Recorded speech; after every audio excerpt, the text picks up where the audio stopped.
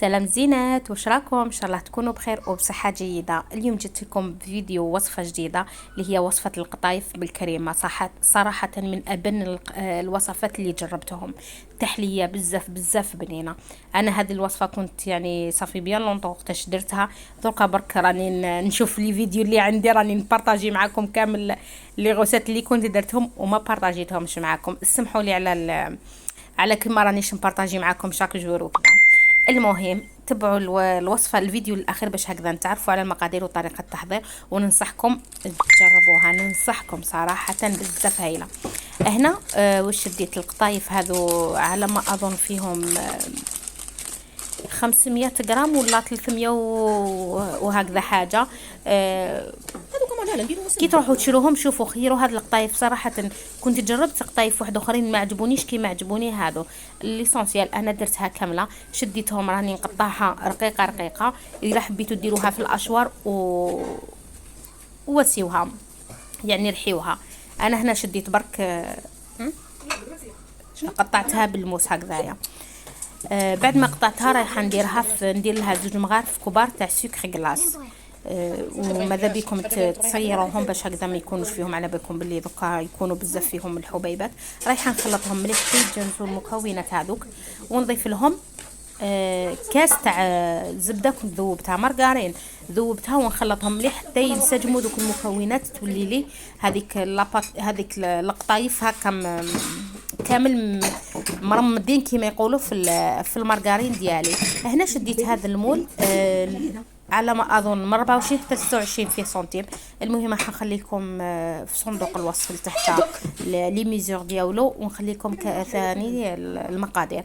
رايحه نشد يعني 2 اقسام. نقسم انايا هذا القطايف ديالي على 3، ندير 2 اقسام في الطبقه التحتانيه، والقسم اللي قاعد نديرو من الفوق.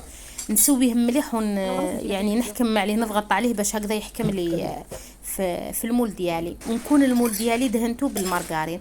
هنا نجوزو الكريمه، درت فيها 2 كيسان ونص حليب. ندير لها 2 مغارف 3 مغارف عفوا سكر عادي، و3 مغارف سميد رايحان. ونضيف لهم 2 مغارف ونص مايزينا. هنا راح لي المقطع تاع 2 مغارف ونص مايزينا. نخلطهم مليح ورايحه نديرهم فوق النار حتى يعقدوا.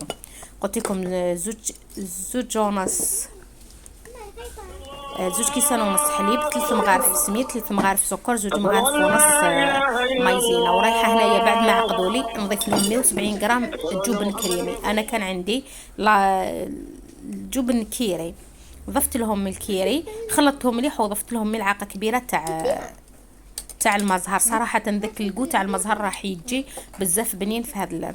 رايحه نديرهم في وسط في هذيك في الوسط تاع، ما تدنوش للطرف لانه على بالكم يولي يخرج لكم ومن بعد يتحرق.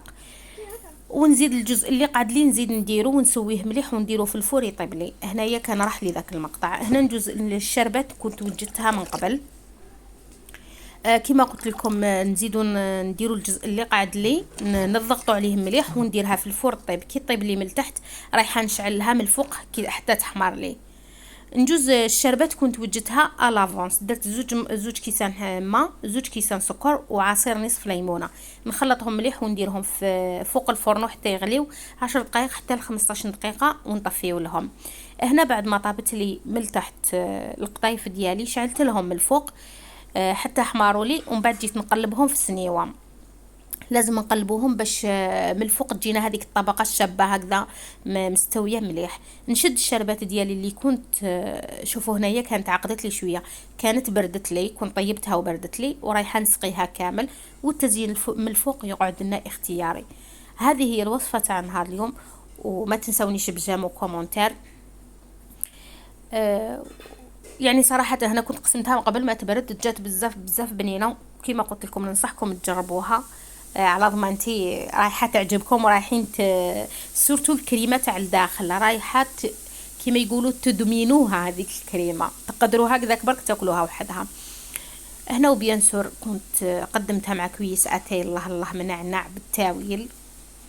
شهيتكم في الجنه، اسمحوا لي شهيتكم في الجنه. وهذه هي الوصفه تاع نهار اليوم. كما قلت لكم ما تنسونيش بجام وكومونتير. على بالي راني نزل بزاف في الفيديو لانه درته شويه صغير ما طولتش فيه، لكن راح نخليكم المقادير في صندوق الوصف باش هكذا تلقاوهم. صندوق الوصف تضغطوا على العنوان تلقاو صندوق الوصف، تلقاو فيه كلش لي ديتاي. نتلاقاو في فيديوهات الجايه ان شاء الله. تهلاو في روحكم بزاف. سلام.